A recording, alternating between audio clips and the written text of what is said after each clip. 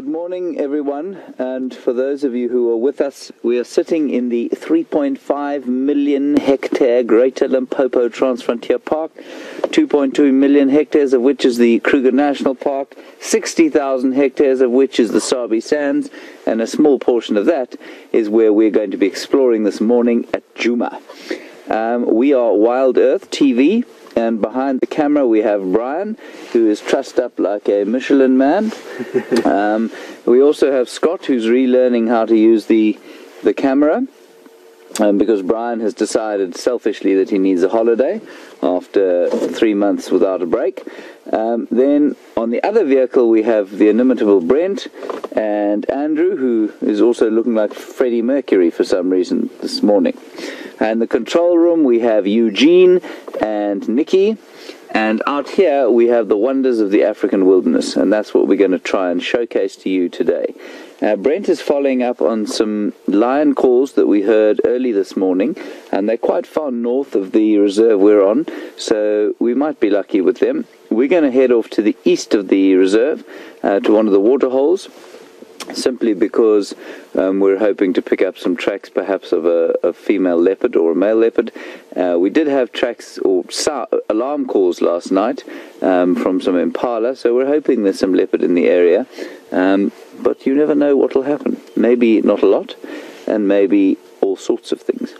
So as we go, you're very welcome. We're very happy to have you with us.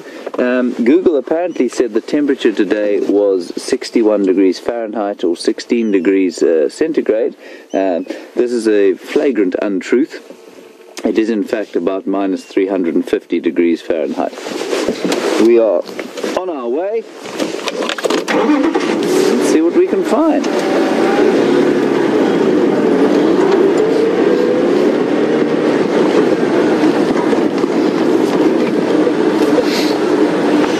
Is just coming up, not where we are because we're in a bit of a depression,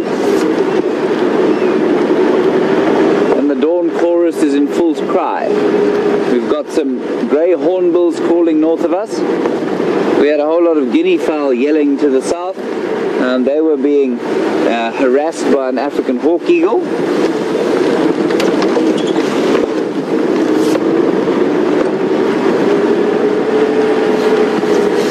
Remember, if you have any comments or questions,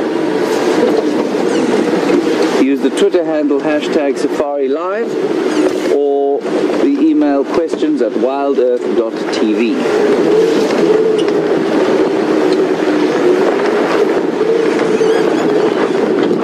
There.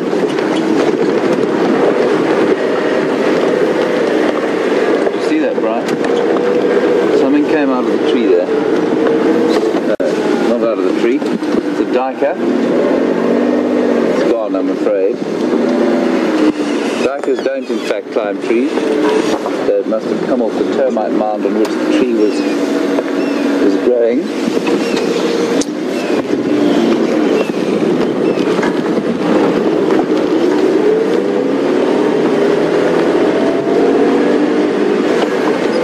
We're going to get to a high point here, and then we're going to turn off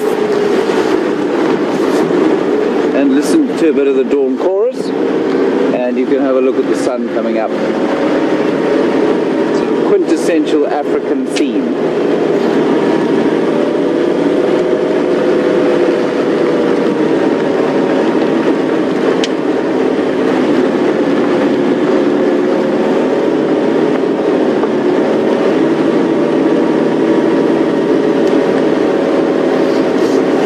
That Brent has not managed to find the tracks of the lions, so he's going to follow up on Shadow and her cub from last night, and we'll continue this way and see if we don't find anything crossing into the reserve.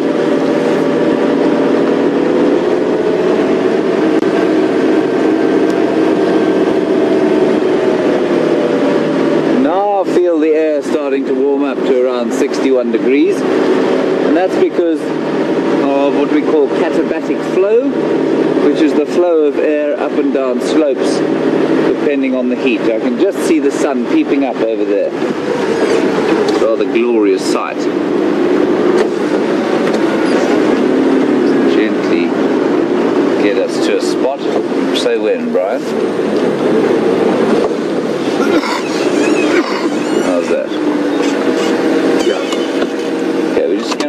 have a listen now, and I'll tell you about what I can hear.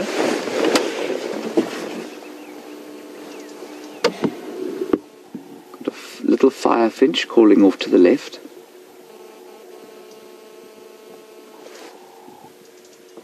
A Cape turtle dove saying, work harder, to the north. Southern black tit. Pss, pss, pss, pss.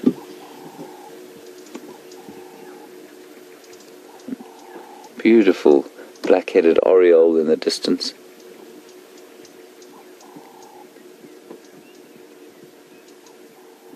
Black-crowned chagra.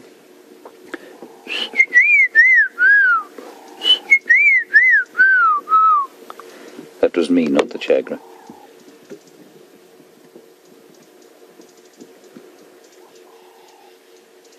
So all around there's a sense of expectation and a sense of freshness of the new day.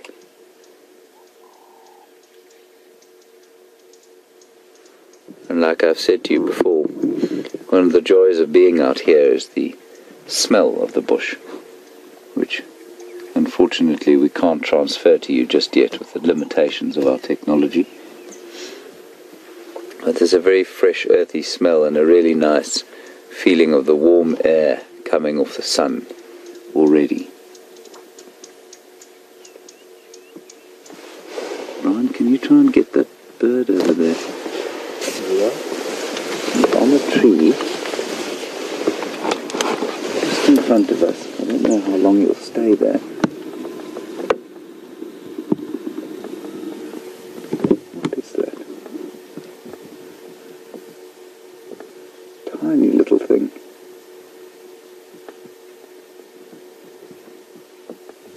All puffed out, I can't actually identify it in this light. But I'm going to use the light as an excuse. My binoculars are misting up.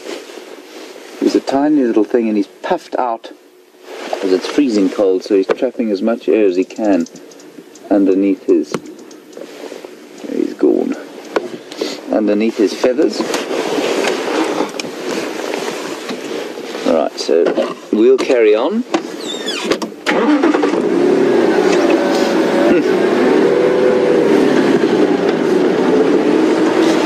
It's enough to warm the soul, isn't it?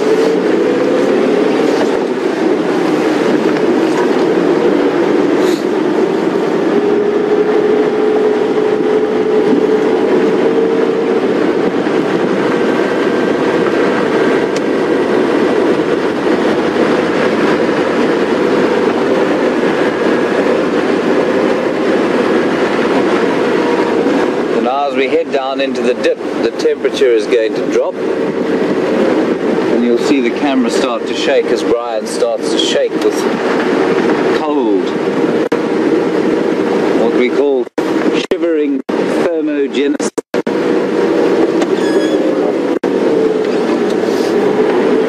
So one thing I've noticed since being on this reserve is that there is an abundance of scrub hare. Every morning their tracks cover the road. And as you know, the roads, because there's no activity on them at night from human beings, they tell the story at night. And, you know, they provide all sorts of indicators of what went on. We've had buffalo crossing today, we've had the odd rhino track.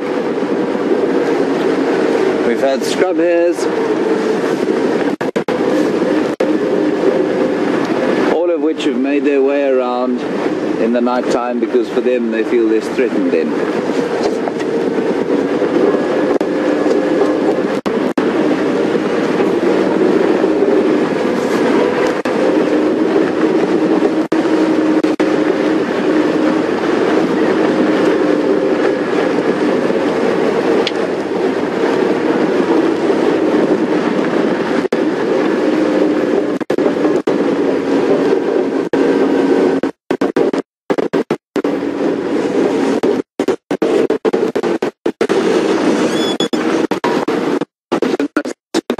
down in the drainage lines here to see if we can hear.